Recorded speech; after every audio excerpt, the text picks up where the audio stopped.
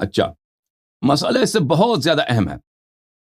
حبط عمل جماعت مخالفین خود کہتے ہیں کہ حبط عمل کفر کی دلیل ہوتی ہے. جماعت مخالفین کے ہاں ان کے اکابر خود کہتے ہیں کہ ایک مسلمان کا اگر جب عمل حبط ہو جاتا ہے تو اس کا مطلب یہ ہے کہ وہ کافر ہے. ملاحظہ فرمائیے عزیزو، یہ کتاب الصارم المشلول علی شاتم الرسول صلی اللہ علیہ وآلہ وسلم، تالیف ابن تیمیہ الحرانی. ابن تیمیہ حرانی کی جو شیخ الاسلام کہلاتا ہے ان لوگوں کا، یہ ان کی کتاب ہے الصارم المسلوم، مجلد نمبر 2. یہاں پر ملاحظہ فرمائیے اسی صفحہ نمبر 112 اسی آیہ کے ذیل میں لا ترفعوا اصواتکم فوق صوت النبی صلی اللہ علیہ وآلہ وسلم ولا تجہروا له بالقول، کہتے ہیں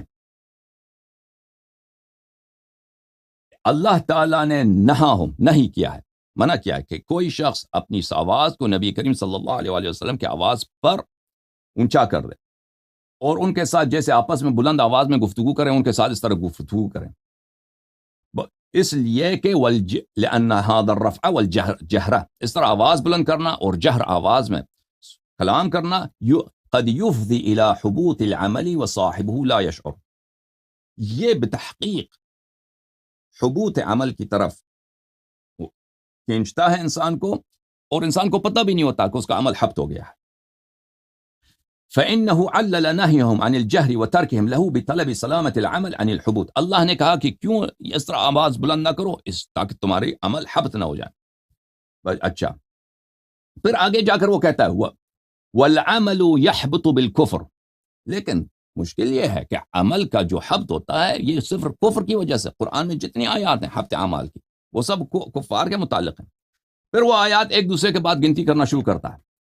قال سبحانہ وتعالی، اللہ تعالیٰ نے قرآن مجید میں فرمایا ہے ومن يرتدد منکم، لا الہ الا اللہ، ومن يرتدد منکم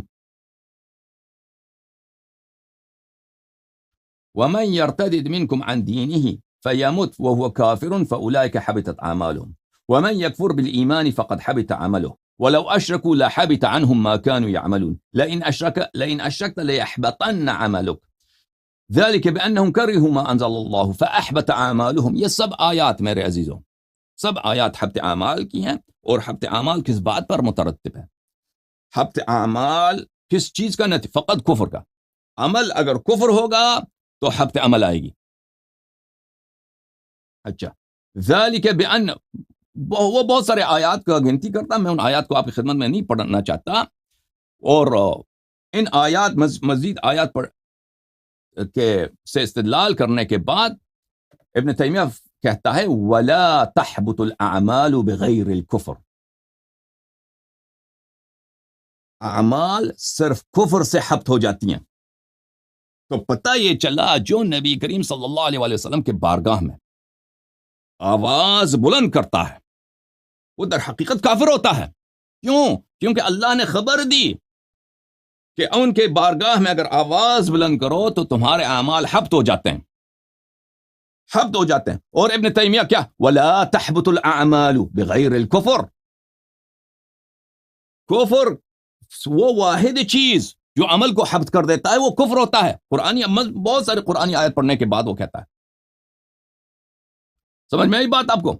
تو پتہ یہ چلا جن کے شان میں اللہ تعالیٰ نے یہ آیات نازل کی ہیں ان سے جو بے ادبی، سوء ادب، عدم توقیر بلکہ اہانت الرسول صلی اللہ علیہ وآلہ وسلم، استخفاف النبی صلی اللہ علیہ وآلہ وسلم، تحقیر النبی صلی اللہ علیہ وآلہ وسلم ان سے صادر ہوئی ہے وہ در حقیقت بھلے وہ کافر تھے، کیونکہ اللہ نے تصریح کی کہ ان کے عمل حبط ہو گئی ہے.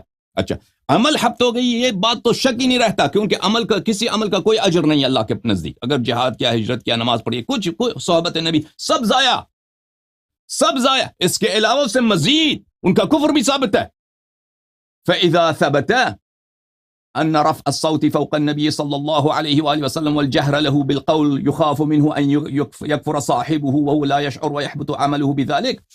پس اگر یہ ثابت ہو گیا، اور ثابت ہے کہ جو شخص اپنی آواز اٹھاتا ہے نبی صلی اللہ علیہ وسلم کی آواز سے زیادہ اونچا اور جہوری انداز میں بات کرتا ہے ان کے نزدیک، یخاف منہ ان یکفر صاحبہ ولا یشعر، اس کا یہی خوف ہے کہ اس شخص کو خود پتہ نہیں وہ کافر بن چکا ہے.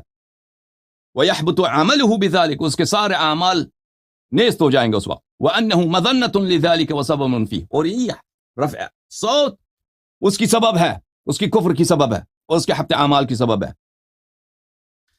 فمن المعلوم ان ذلك لما ينبغي له من التعذير والتوقير والتشريف والتعظيم والاكرام والاجلال. اور معلوم ہے ہمیں کہ یہ کس لیے اس طرح ہے، اس لیے کہ نبی کریم صلی اللہ علیہ وسلم کی تعذیر، ان کی عزت کرنا، ان کی توقیر کرنا، ان کی اجلال، ان کی اکرام، ان کا احترام نہایت ہی اہم ہے. جو شخص آواز بلند کر دیتا ہے اس کے اعمال حبط ہو جاتے ہیں، اور حبط اعمال صرف کفر کی دلیل ہے.